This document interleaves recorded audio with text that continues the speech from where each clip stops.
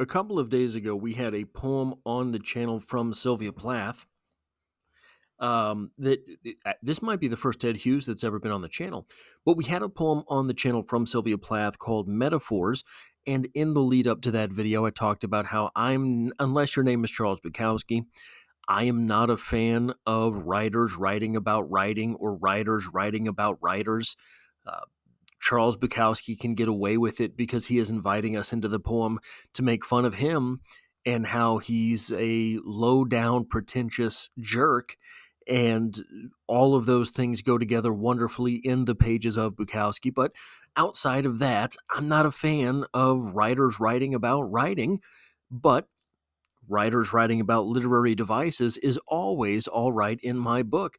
This is a poem of a writer writing about writing. Kind of. It's a poem about something slightly different, and we will take a look at that. Welcome to Strip Coverlet, where we squeeze the bigger picture out of literature. I'm Adrian Ford, and we are here for a poetry discussion, which will appear, of course, in the poetry discussion playlist. This will be the 605th video in the 606th video in the poetry discussion playlist here on the channel. So lots of videos in this playlist. I'm going to read all of them. Now, the poem in question today is known as The Thought Fox, and it reads as such. I imagine this midnight moment's forest. Something else is alive beside the clock's loneliness and this blank page where my fingers move. Through the window I see no star. Something more near, though, deeper within darkness, is entering the loneliness. Cold, delicately as the dark snow, a fox's nose touches twig, leaf. Two eyes serve a movement that now, and again now, and now, and now, sets neat prints into the snow between trees, and warily a lame shadow lags by stump and in hollow of a body that is bold to come across clearings, an eye, a widening, deepening greenness, brilliantly, concentratedly coming about its own business, till, with a sudden sharp hot stink of fox, it enters the dark hole of the head. The window is starless still, and the clock ticks. The page is printed. I won't say a very popular poem, but a fairly well-known poem. So I figured it was worth covering here. I'm not a big fan of it. I'm not a big fan of anything that makes me read, like, what's his name? I imagine the midnight moment's forest. Something else is alive beside the clock's loneliness and this blank page where my fingers move. What's his name? I can't think of his name, but this poem always makes me want to read like him.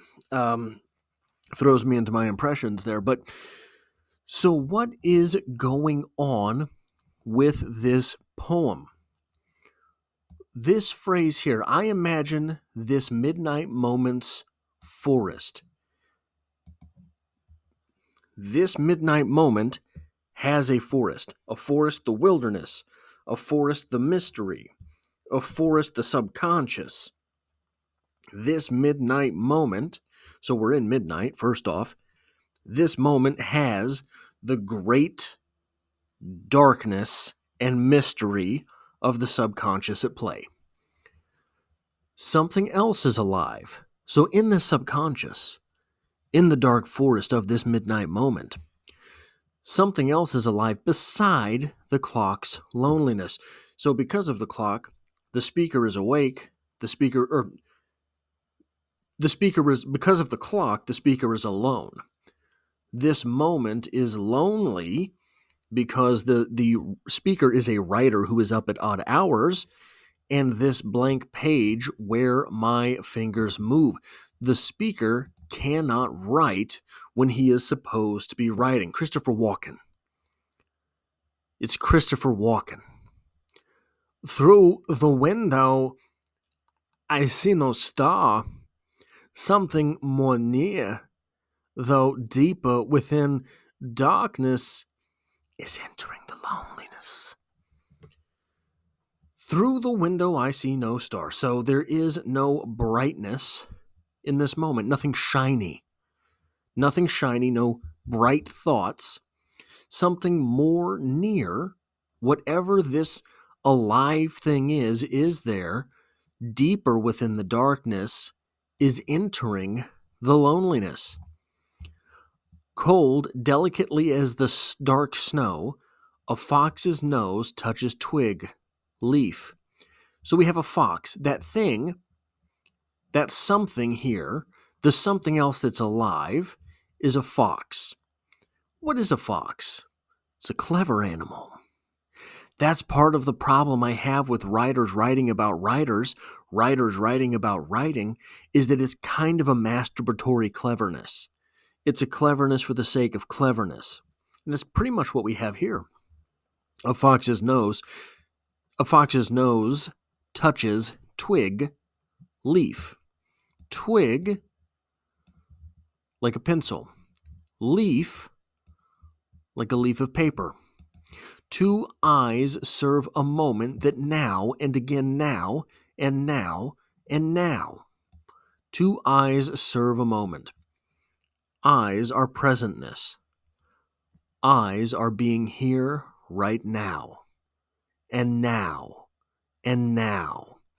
When you have writer's block, you're not where you are. You're not present. You're all over the place. I can't figure out how to write what I gotta write. Sets neat prints into the snow between trees, and warily a lame shadow lags by stump and in hollow of a body that is bold to come. This is the muse stepping out, not just sort of creeping around in the back of the brain. It's stepping out now. It's making those paw prints. The ibis, I think that, so the ibis is the head of Thoth in Egyptian mythology. The ibis is a bird. Thoth is the god of writing. I think that kind of what happened there was the bird's footprints in sand looked like sort of ancient writing, and so they made that bird the god of writing. Something similar is happening here with this fox. Those footprints left in the snow are sending a message to the speaker. Across clearings, an eye, a widening, deepening greenness, brilliantly concentratedly coming about its own business. This is the muse, this is the fox, coming out of the forest, coming out of the subconscious, getting to work, getting to business, getting to the hunt and kill, getting to the writing. Till with a sudden, sharp, hot stink of fox, it enters the dark hole of the head. I don't know how to further explicate what's going on here besides just to say that this is the business of the muse striking home. This is the business of the fox getting going home. The window is starless still. So the work has been done. There's still no shiny objects.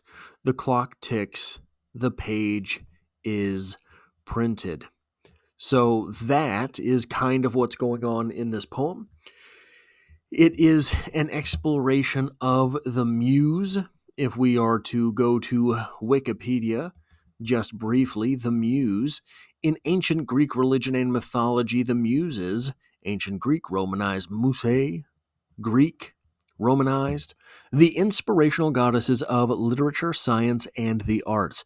They were considered the source of the knowledge embodied in the poetry, lyrics, songs, and myths that were related orally for centuries in ancient Greek culture. The number of names of the muses differed by region, but from the classical period, the number of muses was standardized to 9. Their names were generally given as Calliope, Clio, Polyphemna, Euterpe, Terpetio, Terpetiore, Erato, Melpomene, Talia, and Urania.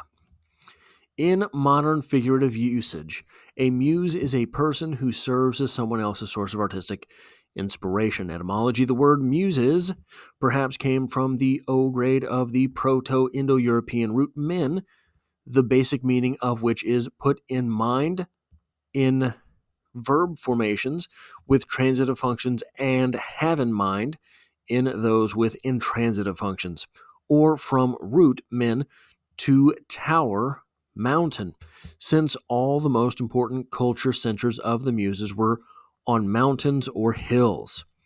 R.S.P. Beeks rejects the latter etymology and suggests that a pre Greek origin is also possible.